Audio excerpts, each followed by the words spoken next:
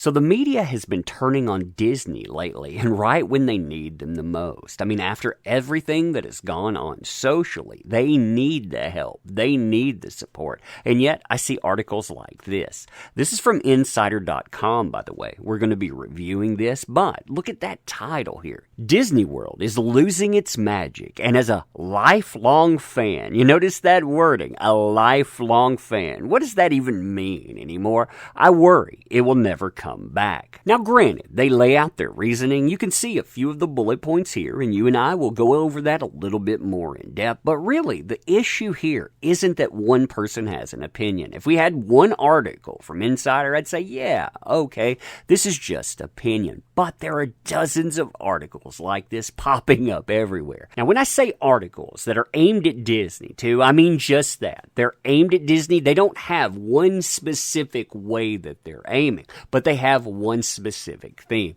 taking down Disney, because you have things like this, for example. Disney criticized for unrealistic body depictions in short film. I'll break this down in its own video, by the way. You need to check that out for sure. But yeah, it gives you an idea that somehow, in some way, Disney, they have become a mainstream target. And that, it seems interesting considering all of the shilling that they normally get. Now, myself, I'm no Disney defender either, but you know who is?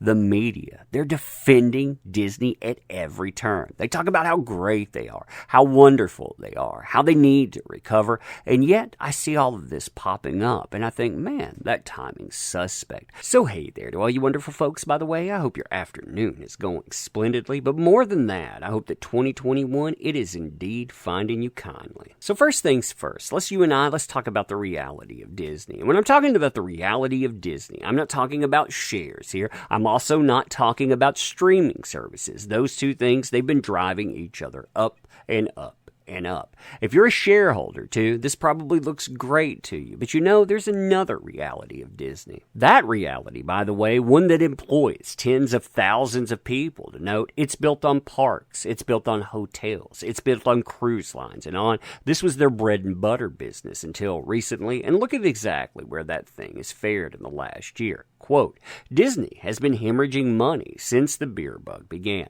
In their second quarter, the company reported a loss of, you notice that's with a B, by the way, $1 billion in operating income due to the closure of its parks, the closure of its hotels, and the closure of its cruise lines. In the third quarter, it went through the roof, with the company reporting a steeper loss, again, notice that's with a B here, of $3.5 billion. Now, as far as Disney, the company, is concerned, they can just go to the bank, they can borrow billions, and you saw how the stock options are still doing. On the human toll of this, and this is still going up until now, so this isn't distant headlines, you see that Disney, they were laying off 28,000 employees across parks, experiences, and consumer product segments, and this was just one headline among many. We are talking about tens of thousands more people losing their jobs, and again, this is still going on now. Now, I'll show you how the media is acting during all of this in just a second, but I really want to drive this point home first. Why? Because most people think about Disney as this corporate monolith. They don't think about the people that are employed there. They don't think about all the businesses that are associated with it, and you can see the businesses listed here.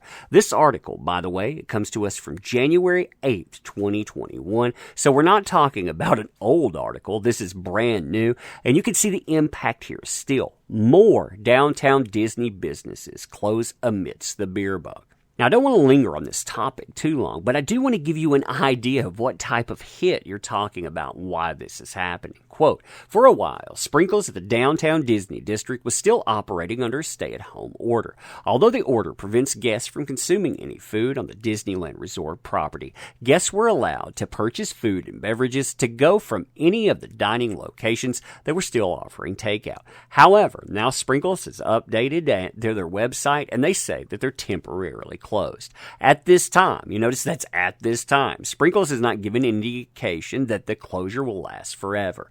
That said, remember that just small businesses alone in San Francisco, this is one city, you've seen over 58% of small businesses there close forever. Not closures, but closures forever. Now, with all of this stuff popping off, you fully expect the mainstream puppet media to endorse Disney. I mean, after all, that's what they're good at. Look at 2019, for example. Look at all the articles about Disney. You have people hailing how much money they're making, how great they are at everything, how they're so stunning, so brave, so diverse, and so on.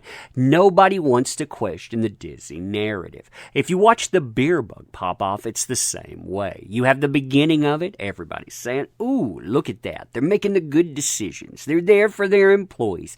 Even when they started laying people off, you had individual criticism, but you never had the media step up and say anything bad. Now it's just the opposite. It's like Disney can't do anything right. Here's an article, for example, we're not going to really cover in this, but I want to give you this as an example. With Disney being criticized about one of its products. Why? Because of quote-unquote unrealistic body depiction in short film. Even in this article here, which you have somebody writing for Insider, presenting themselves as, again, a lifelong fan of Disney, somebody that loves going to Disney World, has been going there ever, worrying that the magic that Disney had, it will never come back. And why are they saying that? Well, they're saying it because of a reason that was initially held, one that involves employees. Now, if you look at this, again, it's laid out like an Now, granted, they don't get to that right away. They tell you, first of all, this is individual opinion. And it's interesting, like I said, when individuals, many of them across something, come to a consensus opinion. It's like the check wasn't in the mail enough times. People, they decided to bury you. But if you look at this, they lay out some bullet points before they really get to their main criticism. I grew up going to Disney World, and it remained my favorite vacation destination throughout my life. Okay, sure. Now, however, I feel that Orlando, Florida theme park is losing the magic that made it feel so special. Vacations, they become unaffordable as prices have skyrocketed. Hey, I can understand that, by the way. It's absolutely crazy what they want. Loss of classic attractions, I could see that being a problem too, has changed Disney's unique landscape. Then they get to this, however, though. This is the crux of their article. Disney World's handling of the beer bug and employee layoffs, however, is what really sealing the deal for fans like myself. For fans like myself. They're speaking for a lot of people in this. That, like I said, is pretty interesting. Now I want to make this clear, too. I actually agree with some of the things that are being brought up, but that's not the point. It isn't me as an individual consumer out here speaking. It's insiders speaking. It's other places speaking. It's consensus opinion going after Disney for things that were previously A-OK. Here's the headline that's really the theme of this article, too. Overall, it was Disney's handling of the beer bug that really made me lose faith in my favorite theme park. In mid-March 2020, Disney World temporarily closed its doors to help prevent the spread of the beer bug. But even on its final day, open that month, Disney World made a risky move by gathering Mickey Mouse, his friends, and numerous cast members for a goodbye send-off in front of hundreds of park goers. Now, you have to remember, back then, too, how was all of that put together? People, they didn't really see a huge problem. They just thought this would be temporary. Maybe we'd see it go down for a few weeks. But now, all of this, again, in retrospect, is terribly bad. If that wasn't bad enough, as they say, Disney World reopened in mid-July despite a surge of cases in Florida and other parts of the world. Though some people criticized Disney's decisions, hundreds of others flocked to the destination on its opening day, and even more have visited since. Personally, I was disheartened by the entire situation. While I knew that many Disney World cast members would struggle financially if the parks stay closed, it didn't seem like a much better option to have them work around thousands of travelers during the beer bug, therefore putting them at risk. What are your options here? I hate this, by the way. Get in the bread line or, have work. It's a terrible way of going. But that that's when Disney, they began to lay off thousands of employees. So after a few ads here, it continues telling you, by Thanksgiving, according to the Washington Post, the theme park giant planned to remove 32,000 of its workers. Almost immediately after the layoffs began, accounts of former employees struggling to pay their bills and relying on food banks for meals emerged. As I read story after heartbreaking story from those affected, I couldn't help but wonder how the vacation destination with sky-high ticket prices and constant renovation couldn't afford to help those who create its magic.